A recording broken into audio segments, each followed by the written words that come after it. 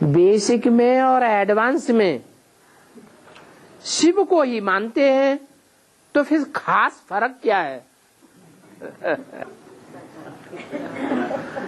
अरे बेसिक में भी शिव को मानते हैं, लेकिन शिव माने बिंदी। वो क्या समझते हैं? शिव माने बिंदी। और एडवांस में शिव को मानते तो हैं, लेकिन ये नहीं मानते कि वो बिंदी बन करके ही रहता है, बिंदी बन करके ही ज्ञान सुना के चला जाता है।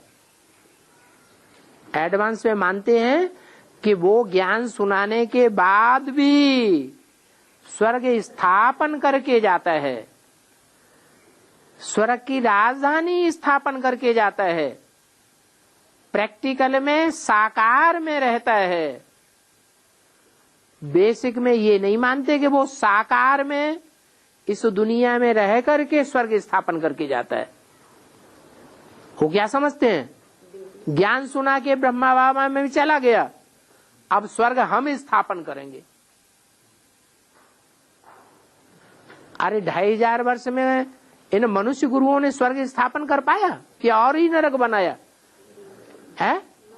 ये मनुष्य आत्माएं जो भोगी है, भोग भोगने वाली है, स्वार्थी है, वो स्वर्ग बनाती हैं कि नरक बनाती हैं? नरक बनाती हैं।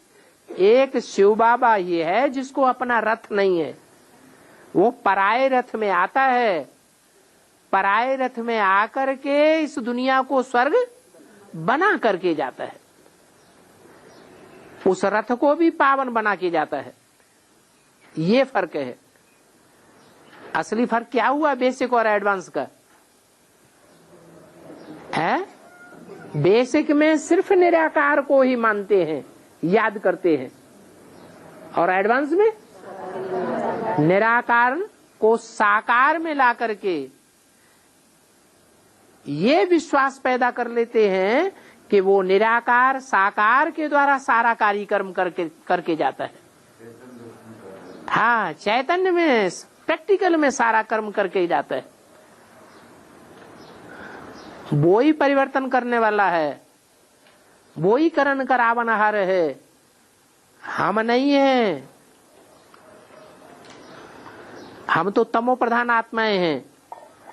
तमो प्रधान आत्माएं डिस सर्विस करेंगी या सर्विस करेंगी? डिस सर्विस ही करती है।